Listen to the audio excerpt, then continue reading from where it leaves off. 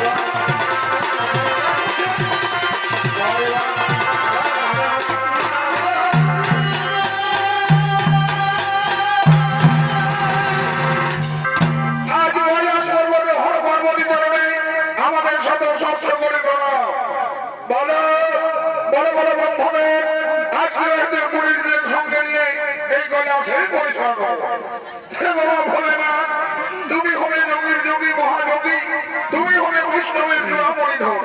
তাই তো আমরা সকলে মিলে কৈলাসে করেছি আগমন, তোমার মুখে হরিনাম করিতে শ্রবণ, তব মুখে হরিনাম করিতে শ্রবণ। উত্তম, তবে শান্ত ভাবে নিজের দর্শন করিয়ে গ্রহণ। এক্ষুনি আমি তোমাদেরকে শোনাবো হরিনাম সংকীর্তন, আমি এক্ষুনি তোমাদের শোনাবো হরিনাম। তাই সঙ্গে সঙ্গে বলো ভোলানাথ, আর সকলের সামনে হরিগুণ গান করতে পারে।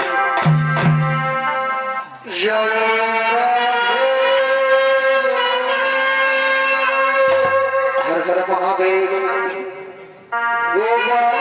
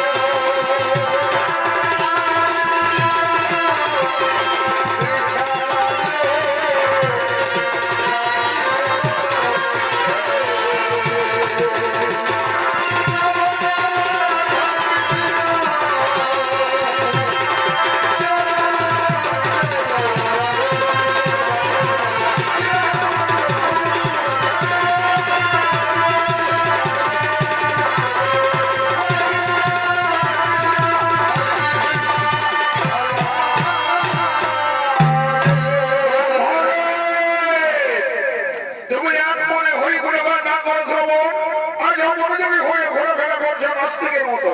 তুমি ভণ্ড, তুমি পাপিষ্ঠ, তুমি হলো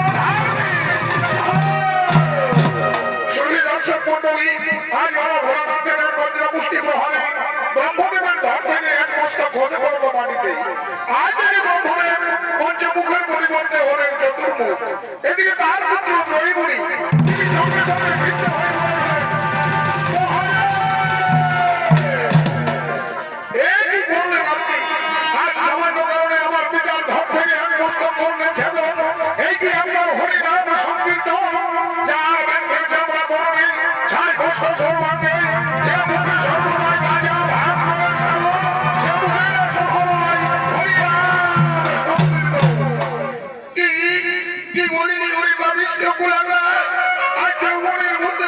হয়ে আমার বাড়িতে এসে আজ আমার স্বামীকে করলে অপমান। আজ আমি করে দিলাম অভিশাপ।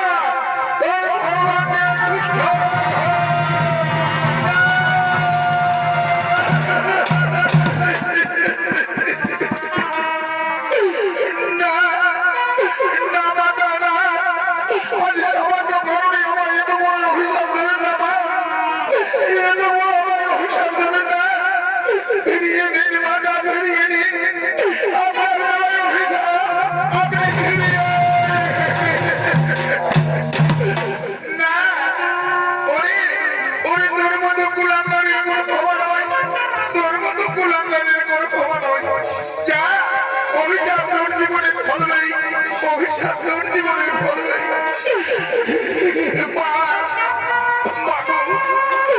আজ অপমানটা যদি আমার মস্তকে অভিশাপ হয়ে পড়ে মা, তাহলে বলে দিন মা, কেমন করে হবে আমার মুক্তির উপায় মা, কেমন হবে আমার মুক্তি।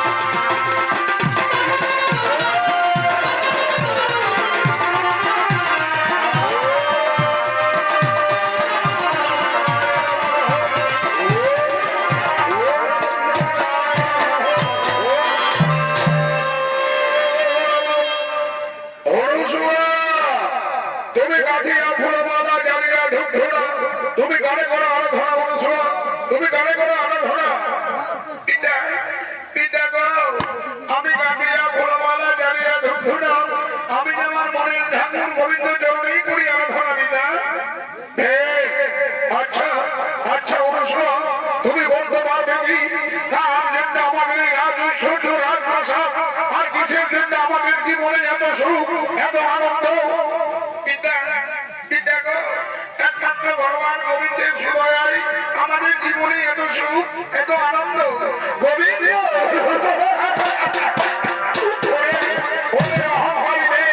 তুই বোধহয় জানিস না কত কষ্ট করে কত পরিশ্রম করে আমি দিন দিন করে গড়ে তুলেছি রাজস্ব রাজপ্রাসাদ আর তুই আমাকে সাধু বাবা জানিয়ে আমার থেকে তোমার ভাবির পুতুল গোবিন্দ ঠাকুর রাজি হলো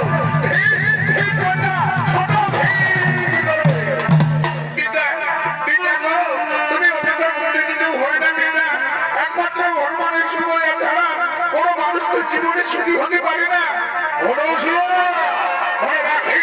আমি একজন রাজা আরে রাজা থেকে যদি করে মাটির পুতুল গোবিন্দ ঠাকুর বেশি হয় তাহলে আজ থেকে আমি ওদের থেকে ওই মাটির পুতুল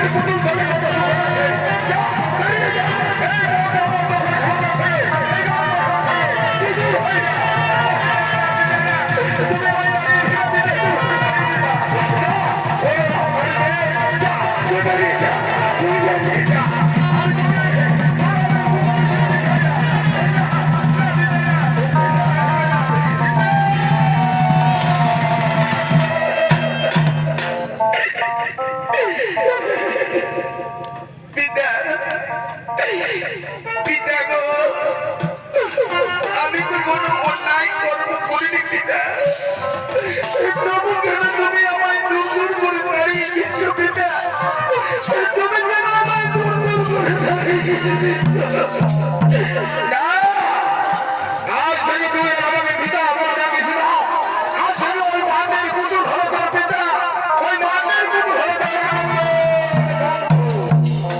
ওদিকে ওদিকে ব্রহ্মদেবের পুত্র মুনি সে মাতা পার্বতীর অভিশাপে কুষ্ঠরোগে আক্রান্ত হয়ে এ পৃথিবীতে আবির্ভূত হয়েছে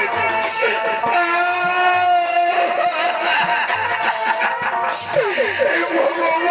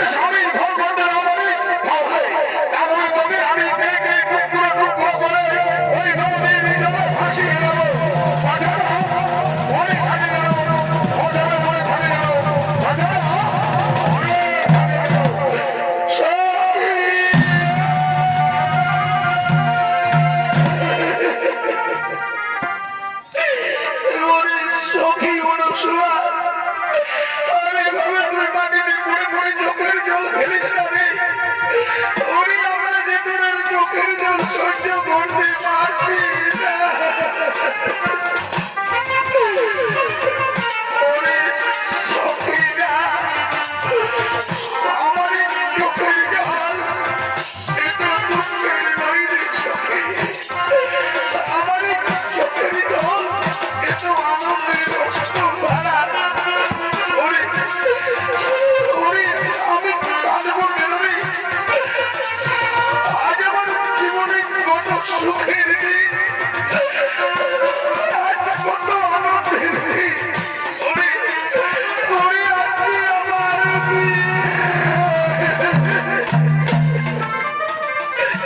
অনুসোয়া, ওরে সখীরা, তাই আমার এই সুখের দিনে, আমার এই আনন্দের দিনে তোরা আমার চোখের জলে বিদায় দিয়ে দিস না রে সখী।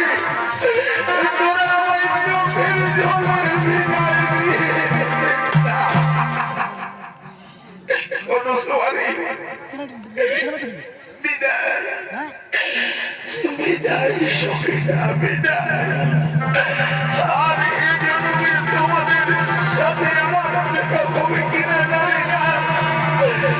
বিদায় সখীরা,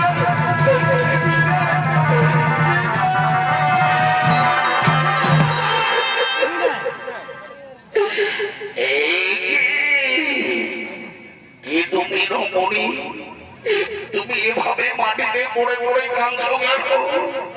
আমি আমি মহারাজা ভক্তদাসের কন্যা, নাম আমার অনুসোয়া। আজ থেকে তুমি আমার জীবন সাথী, তুমি আমায় আপন করে। কি করে সম্ভব? এ পৃথিবীতে তো আমার আপন বলতে কেউ নেই। এই দুর্গন্ধযুক্ত শরীর আর এই কুরূপ রঙ্গ ছাড়া আমার জীবনে আর আপন বলতে কেউ নেই। যাও, তুমি চলে যাও। এত দুঃখ কষ্ট যন্ত্রণা তুমি বুঝি সহ্য করতে পারবে না। আমি জীবনের শত দুঃখ যন্ত্রণা মাথায় নিয়ে সমস্ত দেবতাদের সাক্ষী রেখে পিতার পছন্দ করা পাত্রের গলায় মালা পরিয়ে আমি তোমার স্বামী রূপে বরণ করে। তুমি কি করলে?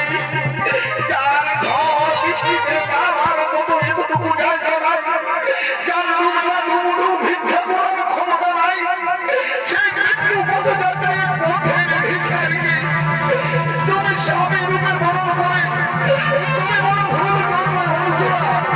তুমি বড় না না স্বামী না, আমি কোনো ভুল কাজ করিনি। তুমি কি আমার ইহকাল, তুমি আমার পরকাল, তুমি আমার জন্ম জন্মান্তরের সাধু। এই দেখো স্বামী, আজ আমি চোখের জলে ধুয়ে মুছে পরিষ্কার করে দেব তোমার শরীরের যত বুঝ। চলো চলো স্বামী, ওই বিরোজনী একটা পাতার কুটির আমরা পরিকল্পনা। স্বামী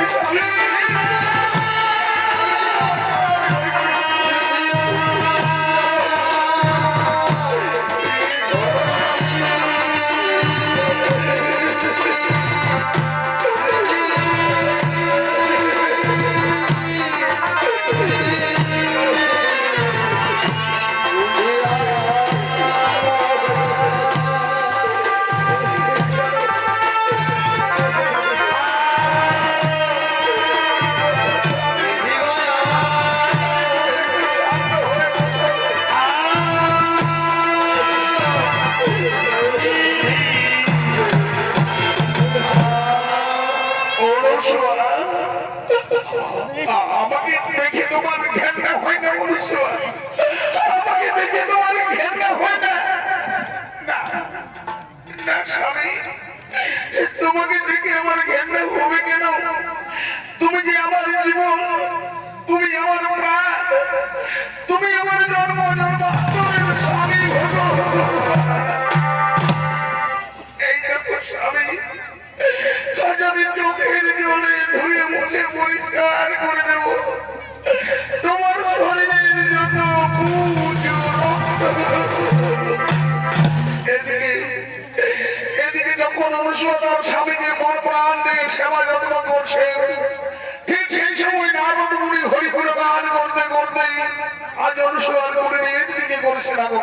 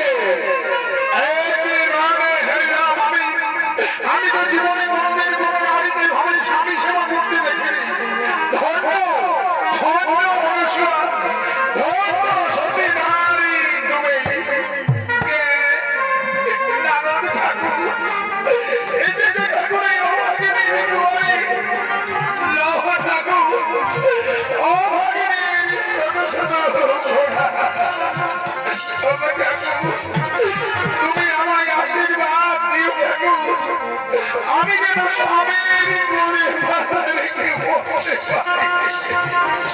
তথাস্তু তথাস্তু তথাস্তু।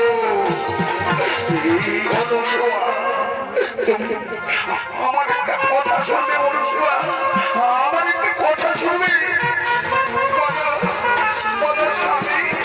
তুমি যা বলবে আমি তাই শুনবো। আমার কি গরম খিদে পেয়েছে অনুসুয়া, কিছু খেলে নাও।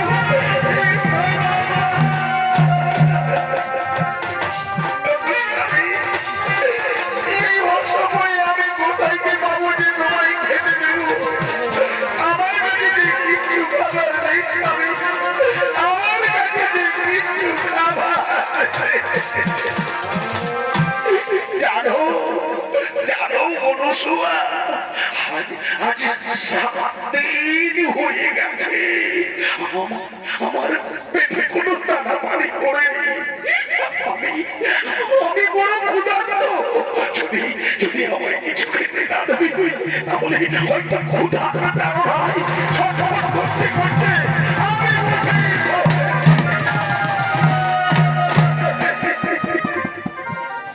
আমি আমি তোমায় অত সহজে মরতে দেব না। আমার কাছে যাইবার কিছু খাবার ওই দূরে এখানে গ্রাম দেখা যায়। আমি তোমায় সঙ্গে নিয়ে প্রতিদিন মানুষের তাড়াতাড়ি গিয়ে বলবো আমার পাই না, আমার পাশে না, আমার স্বামীর সাথে কিছু খাইনি বা দয়া করে আমার স্বামীর ক্ষুধা নিবারণের জন্য আমি কিছু অন্য ভিক্ষা। চলো স্বামী, এবার আমরা ভিক্ষায় বেরিয়ে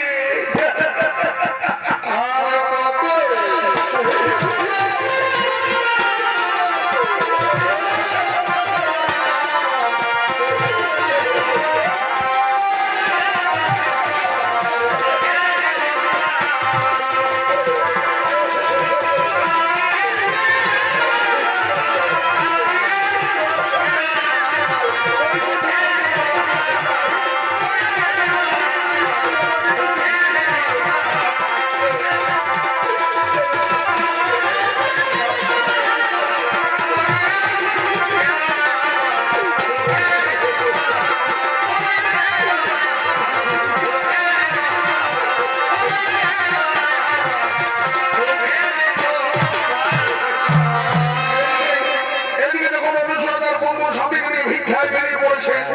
ঠিক সেই সময় অপরদিকের স্বর্গপুরে লক্ষ্মী নারায়ণ ব্রহ্মা সরস্বতী অহর পার্বতী করেছেন আগমন।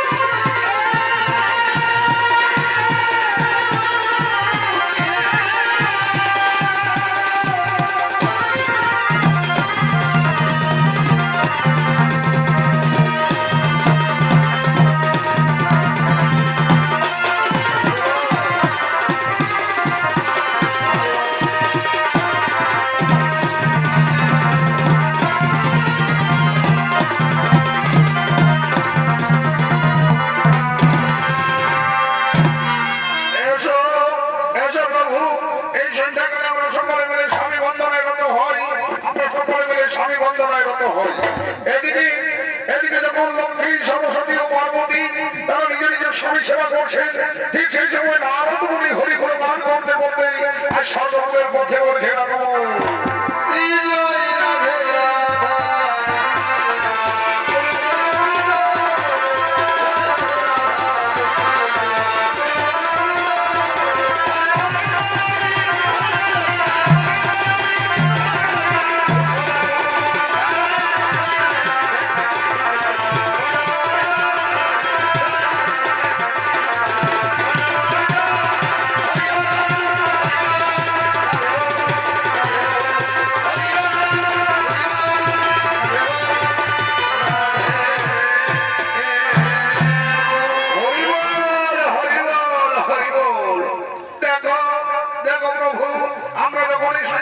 স্বামী বন্দনায় রত হয়, ঠিক তখনই নারদ মুনি কেমন হরিবল হরিবল করে আমাদের স্বামী সবাই বিঘ্ন ঘটায়।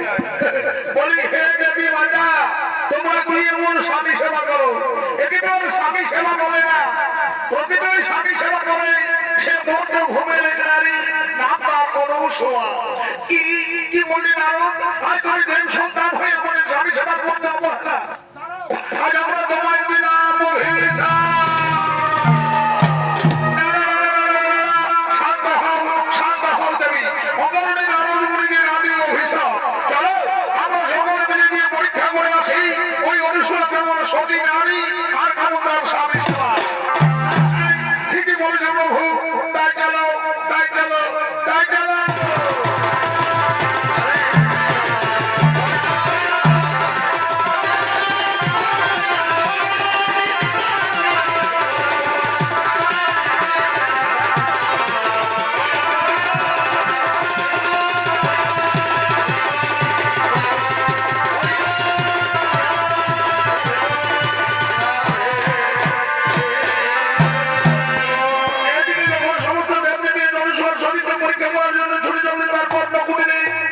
সেই সময় অনুসোয়া তার বন্ধু সাথীকে নিয়ে ভিক্ষা করছেন গ্রাম থেকে গ্রামান্তরের পথে পথে।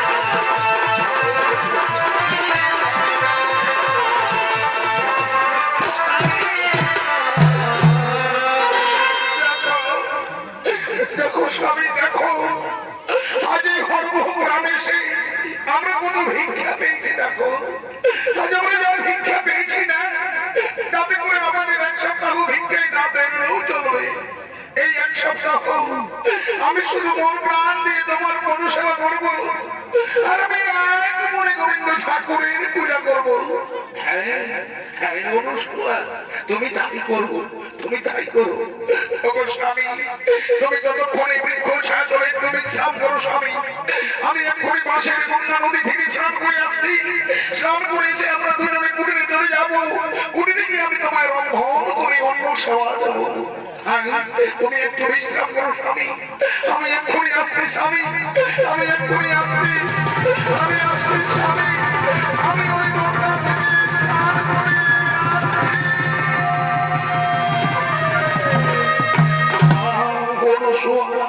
তুমি আমাকে এখানে একলা ফেলে রেখে কোথায় চলে গেলে?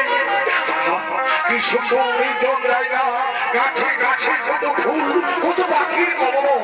ওই তো দূরে শোনা যায় গঙ্গা নদীর গুরু গুরু শব্দ।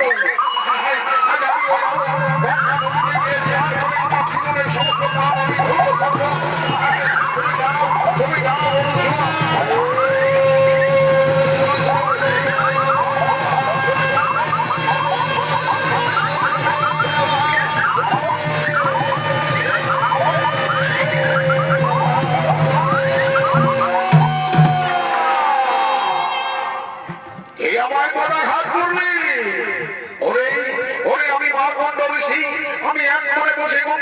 ধ্যান করছিলাম আর তুই আমাকে করবি বলা ঘাট।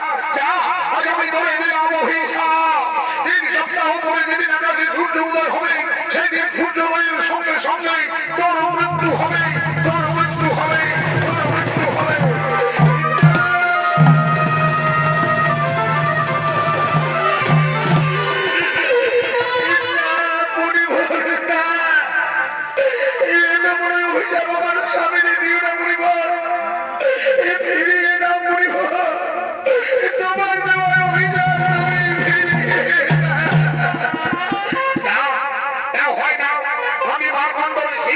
আমার মুখের বাক্য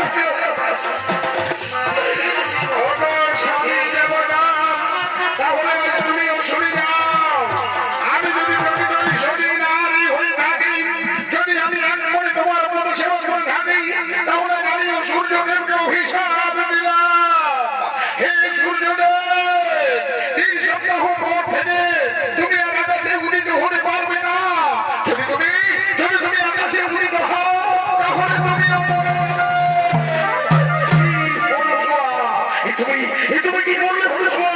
এ তুমি কি করলে? তুমি কেন অকারণে সূর্যদেবকে এত বড় অভিশাপ করবে? স্বামী, আমি যে তোমার মৃত্যু যন্ত্রণা সহ্য করতে পারবো না স্বামী, তাই ওই মার্গণ্ড মুনির অভিশাপ থেকে তোমার জীবন রক্ষা করার জন্য আজ আমি বাধ্য হয়ে সূর্যদেবকে অভিশাপ। চলো স্বামী, এবার আমি তোমায় নিয়ে কুটিরে চলে যাই স্বামী, এবার আমরা কুটিরে চলে যাই।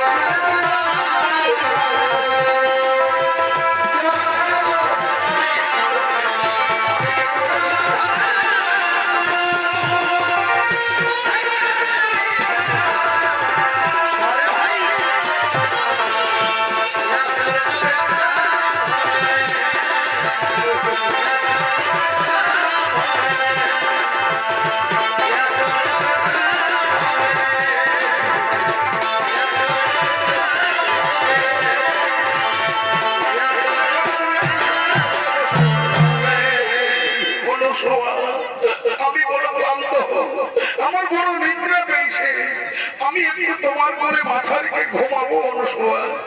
হ্যাঁ স্বামী, তুমি আমার ঘরে নিশ্চিন্তে মাথা রেখে ঘুমাও স্বামী, আমি তোমার ঘুমের কোনো বিঘ্ন ঘটাবো না স্বামী, আমি কোনো বিঘ্ন ঘটাবো না। এদিকে এদিকে যখন অনুসূয়া পুনরায় তার স্বামীকে মন প্রাণ দিয়ে সেবা যত্ন করছেন, ঠিক সেই সময় ব্রহ্মা, বিষ্ণু ও মহেন্দ্র তারা ব্রাহ্মণের ছত্ররূপ ধারণ করে আজ অনুসূয়ার কুটিরে এসে বলছে, ওমা কুটিরে কে আছো মা? আমরা তিনজন ভিক্ষারী ব্রাহ্মণ, আমাদের কিছু ভিক্ষা দাও মা, আমাদের কিছু ভিক্ষা দাও। এই অতিথি ব্রাহ্মণ, আমার স্বামী আমার কোলে মাথা রেখে ঘুমিয়েছে, আমার স্বামীর নিদ্রা ভঙ্গ হোক, তারপরে আমি আমাদের ভিক্ষা দেবো ব্রাহ্মণ, তারপরে আমি ভিক্ষা দেবো। অনুসূয়া, তারা যেন আমাদের কুটিরের বাইরে এসে কথা বলছে, মনে হয় যেন কোনো অতিথি এসেছে। তুমি কি একটু দেখেছ তো? ওগো স্বামী, আমাদের কুটিরে যে তিনজন ব্রাহ্মণ দেবতা এসেছে, তুমি শান্ত হও, আমি তাদের অন্ন ভিক্ষা দিয়ে আসছি। এই নাও, এই নাও অতিথি ব্রাহ্মণ, এই ভাগের অন্ন ভিক্ষা গ্রহণ করো। এই ভাগের না মানা, আমরা তো তোমার কাছে এভাবে ভিক্ষা দিতে পারবো না। তুমি যদি আমাদের বিবস্ত্র হয়ে ভিক্ষা দাও, তবে আমরা তোমার কাছে ভিক্ষা দেবো। আমরা শূন্য হওয়াতে তোমার পুরীর থেকে আমরা ফিরে চলে যাবো।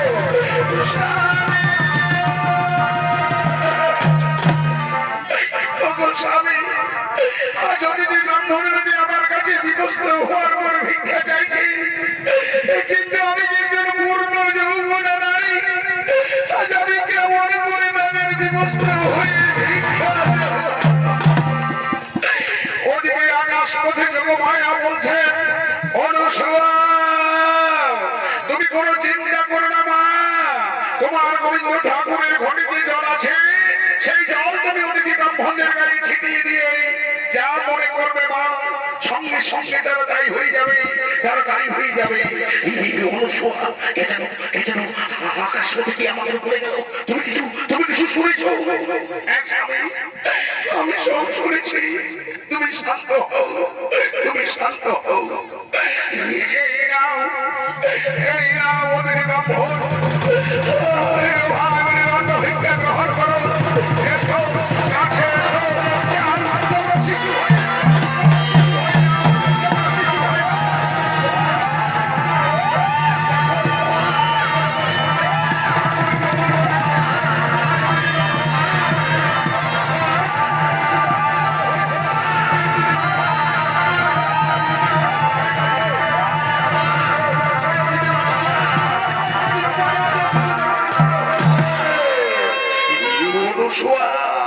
যখন ওদেরকে ব্রাহ্মণ আজ মানব শিশু হয়ে গেল।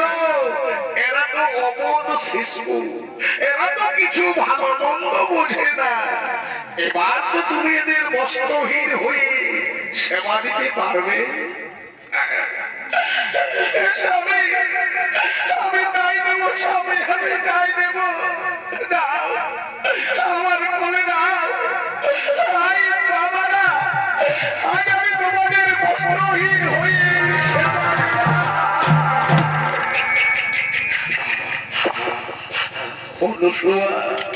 আমাদের তো কোনো সন্তান সম্পত্তি নেই। এই তিন সন্তানকে নিজ সন্তান মনে করে এদেরকে আমরা কোলে পিঠে করে মানুষ করবো। দাও দাও অনুসুয়া, আমাকে আমাকে কোলে দাও। তিন সন্তানকে নিয়ে আজ আমরা আনন্দে মেতে যাই অনুসুয়া, আজ আমরা আনন্দে মেতে যাই।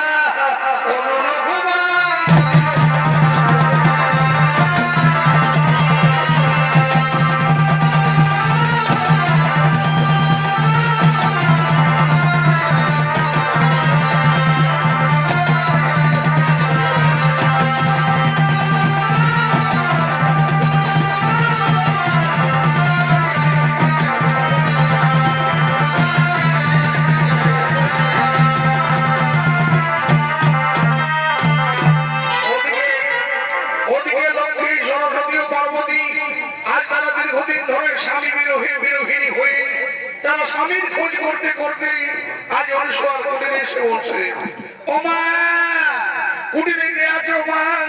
আমাদের কিছু ভিক্ষা দাও মা, আমি কি তোমার দুয়ারে ভিক্ষা দিই? জননী মহামায় আজ আমার দুয়ারে এলো মা। ও শত শত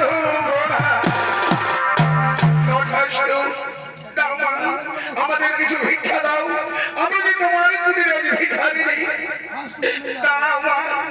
আমি এক্ষুনি তোমাদের জন্য অন্য ভিক্ষা নিয়ে আসছি মা। আমি অন্য ভিক্ষা না মা, আমি তো তোমার কাছে অন্য ভিক্ষা নিতে আসিনি, আমি যে তোমার কাছে স্বামী ভিক্ষা নিতে এসেছি। মা গো, আমি কোথায় পাবো তোমাদের স্বামী না যে আমি স্বামী ভিক্ষা দেবো? আমার কাছে যে তোমাদের স্বামী নেই। ওই তো মা, তোমার কুটিরে যে তিনটি সন্তান রয়েছে তারাই হলো আমাদের স্বামী। দাও মা, আর তুমি আমাদের স্বামী ভিক্ষা দাও। মা গো, আমার কুটিরের তিন সন্তান যদি তোমাদের স্বামী হয় মা, যাও মা, আজ নিজের স্বামী পছন্দ করে নিয়ে তোমরা নিজের ধামে ফিরে চলে যাও মা। আমার কোনো আপত্তি নেই মা, আমার কোনো আপত্তি নেই। চলো চলো লক্ষ্মী, চলো সরস্বতী, আজ আমার নিজের স্বামী পছন্দ করে নিয়ে আমরা নিজের ধামে ফিরে চলে যাই। তাই চলো চলো চলো চলো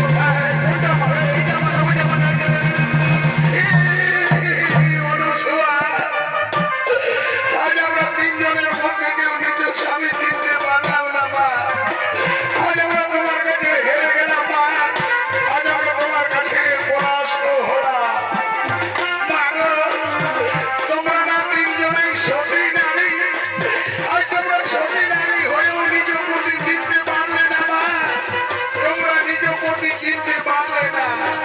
এসো মা, আমি তোমাদের স্বামী চিনিয়ে দেবো মা, আমি স্বামী চিনিয়ে দেবো। এই দেখো মা, আমার এই সন্তান, দেখো এর গায়ে জর্জর করছে ব্রহ্ম, ইনি হলেন স্বয়ং। আরে দেখো, এই দেখো মা, আমার আরেক সন্তান, দেখো দেখো দেখো এর গায়ে রয়েছে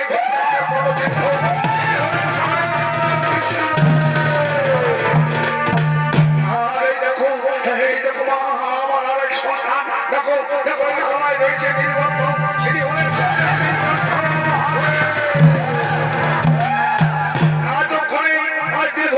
লক্ষ্মী সরস্বতী ও পার্বতী পুনরায় তাকে স্বামী ফিরিবে।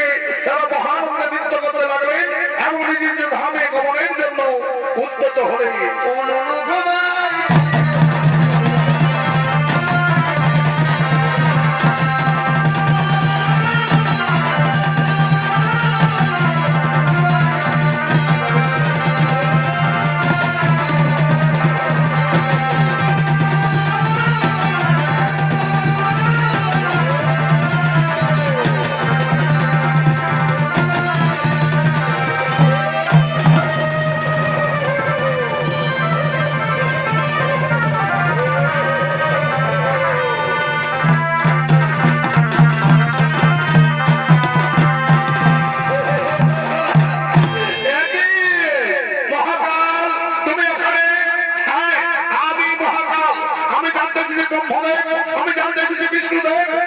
দিতে মহাত্ম বলো আজ এখন পর্যন্ত কেন আকাশে সূর্য উদয় হলো না এখন পর্যন্ত কেন রাত্রির অন্ধকার দূর হলো না আজ আমরা ব্রহ্মা বিষ্ণু মহেশ আজ আমরা তিনজনের মধ্যে কেউ বলতে পারছি না এখন পর্যন্ত কেন আকাশে সূর্য উদয় হচ্ছে না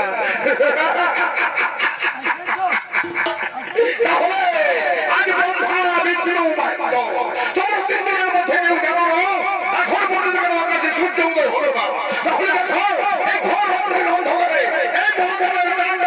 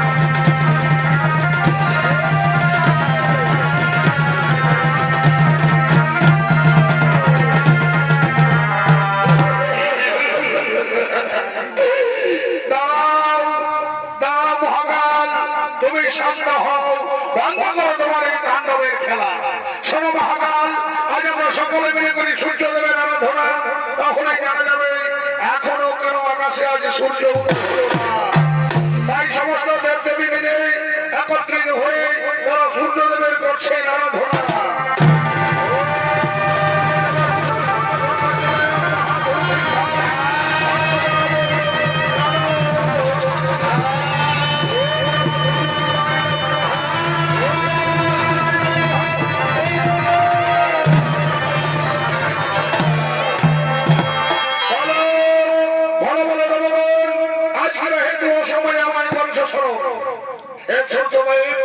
তুমি আকাশে উদিত হও সূর্যদেব তুমি আকাশে উদিত হও তারা হয়ে যায় সৃষ্টি প্রলয়ের পথে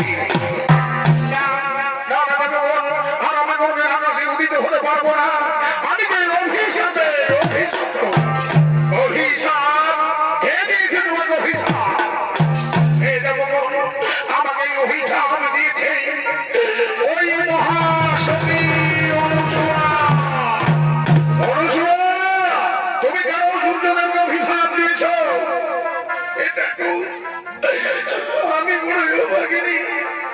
আমি যে বড় দুঃখিনী নারী ওই মন্ডমুনির অভিশাপ থেকে আমার স্বামীর জীবন রক্ষা করার জন্য আমার এই শাখা সিঁদুরকে রক্ষা করার জন্য আমি বাধ্য হই সূর্যদেবকে তুমি সূর্যদেবকে অভিশাপ দিয়ে তুমি তার সৃষ্টিকে নষ্ট করতে পারবে না তুমি তোমার অভিশাপ থেকে তুমি সূর্যদেবকে মুক্ত করে দাও যদি আমি আমার অভিশাপ থেকে সূর্যদেবকে মুক্ত করে দিই তাহলে আকাশে সূর্য উদয় হওয়ার সাথে সাথে আমার স্বামী যে মরে যাবে আর আমি যে বিধবা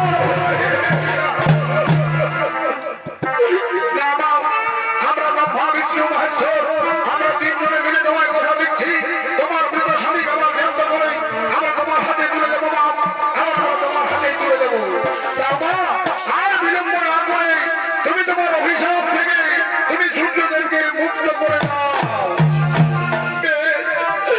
তুমি তাই হোক দয়াময় সকলের কথা বলো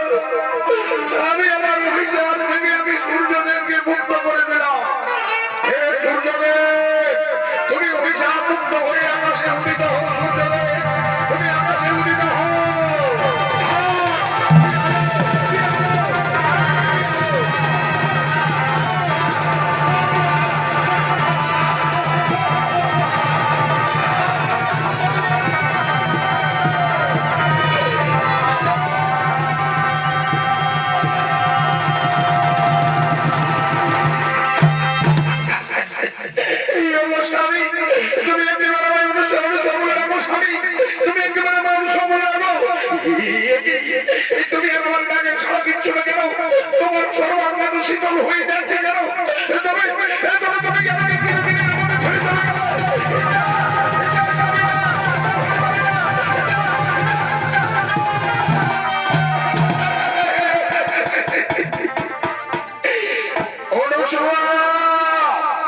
তুমি শান্ত হও মা, তোমার স্বামী মরেনি, সে আমাদের আশীর্বাদে আবার জীবিত হয়ে উঠবে। ওঠো ওঠো পরিবার, তুমি ওঠো, তুমি